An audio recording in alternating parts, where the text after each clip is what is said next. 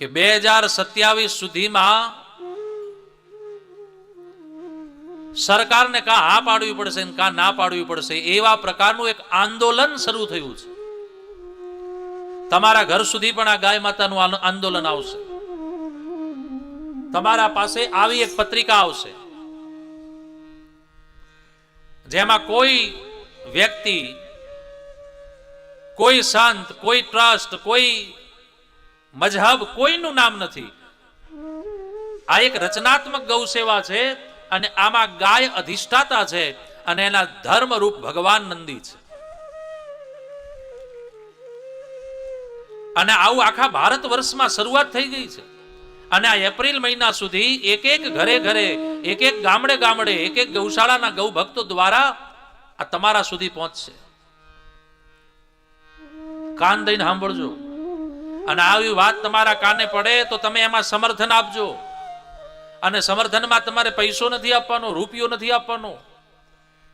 તમારે શું કરવાનું?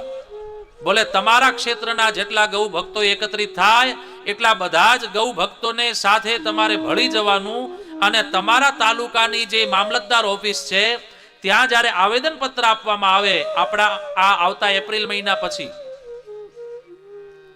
એની તારીખો પણ આમાં નક્કી છે. આમાં બધું લખ્યું છે. કઈ તારીખે કયું કામ થશે એ પણ લખ્યું છે. તો દરેક તાલુકાઓમાં એનું આવેદન પત્ર આપવામાં આવશે અને ત્યારે દરેક તાલુકાઓમાં મામલતદાર ઓફિસમાં મિનિમમ 5 થી 6 હજાર માણસો હોવા જોઈએ. બસ આપણે કરવાનું છે શું? બોલે એ તારીખ, જે તારીખ આપણને ધ્યાનમાં આવે, તમને બધાને આવી જશે. તમને અત્યારે ભલે ખબર નથી, પણ ટૂંક સમયમાં તમારા ઘર સુધી આ બધું પહોંચવાનું છે. અને તમારે બધાએ તમારા ખિસ્સાના પૈસા કાઢી, તમે દૂર રહેતા હો તો ગામડેથી તાલુકાના ક્ષેત્રમાં આવી અને મામલતદાર ઓફિસમાં ખાલી તમારી હાજરી પુરાવાની કે સંખ્યા દેખાવી જોઈએ કે હા, આ બધા જ લોકો ગાયોની પક્ષમાં ઉભા છે. અને એ ગાયોના પક્ષમાં ઉભેલા એવું જ્યારે દેખાશે અને પછી, અને એ માત્ર તમારા તાલુકામાં નહીં, આમાં લખ્યું છે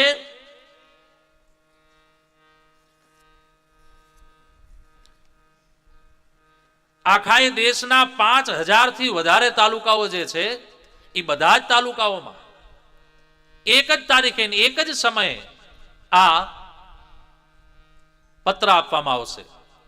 અને એ પ્રકારે જો સરકાર નહીં માને તો પછી બીજી વાર પાછું બીજા મહિને જિલ્લાની જે કચેરી છે એ જિલ્લાની કચેરીમાં આવેદન પત્ર આપવામાં આવશે, જિલ્લા અધિકારીને, કલેક્ટરશ્રીને. અને એના પછી કઈ જો નિચોડ નહીં આવે તો બીજા જ મહિને રાજ્યના દરેક, ભારતના જેટલા રાજ્યો છે દરેક રાજ્યોના એક એક રાજ્યપાલ અને મુખ્યમંત્રી એમના સુધી આવેદન પત્ર આપવામાં આવશે. અને છતાંય સરકાર નહીં માને તો પછી દિલ્હીના જંતર મંતર યા તો રામલીલા મેદાનમાં કોઈ સરકારની સંપત્તિને હાનિ ન થાય એ પ્રકારે ભગવાનનું નામ, ગૌ માતાનું નામ લઈ અને દિવ્ય આંદોલન થશે. અને ત્યાં હજારો માણસો એકત્રિત થશે.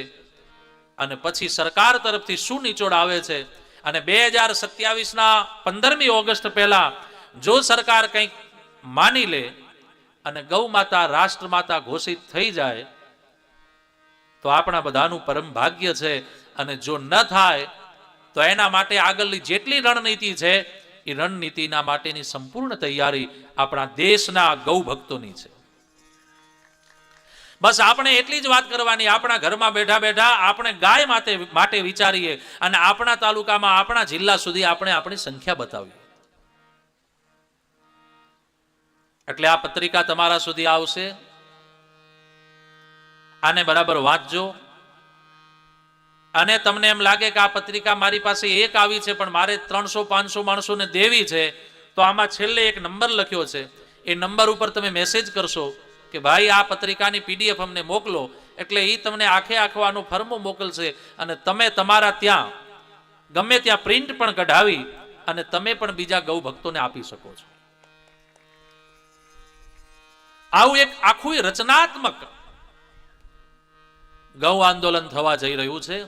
અને આની સામે સરકારને આપણે બધાએ આપણી શક્તિ બતાવીને ઝુકાવવી પડશે. અને જો ગાય રાષ્ટ્રમાતા નહીં થાય તો આ દેશ રાષ્ટ્ર હિન્દુ રાષ્ટ્ર ઘોષિત નહીં થાય.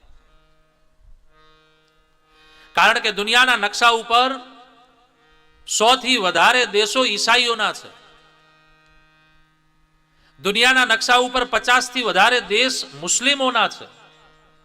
દુનિયાના નકશા ઉપર 20 થી વધારે દેશ યહૂદીઓના છે. દુનિયાના નકશા ઉપર 5 થી વધારે દેશ બૌદ્ધોના છે.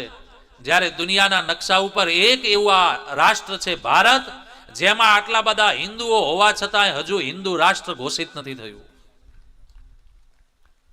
અને એના પાયામાં ગાય છે.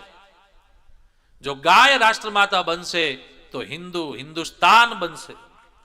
અને જો હિન્દુસ્તાન બની જાય તો આપણે કોઈને હેરાન નથી કરવા, પણ કમસે કમ આપણને આપણો અધિકાર તો મળી જાય, આપણને આપણો હક તો મળે, આપણે ખુલીને જિંદગી તો જીવી શકીએ. આપણે કોઈને હેરાન નથી કરવા. અને ભારતમાં જેટલા રહે છે અન્ય બધા જ હિન્દુઓ સિવાયના એ બધા આપણા ભાઈ છે.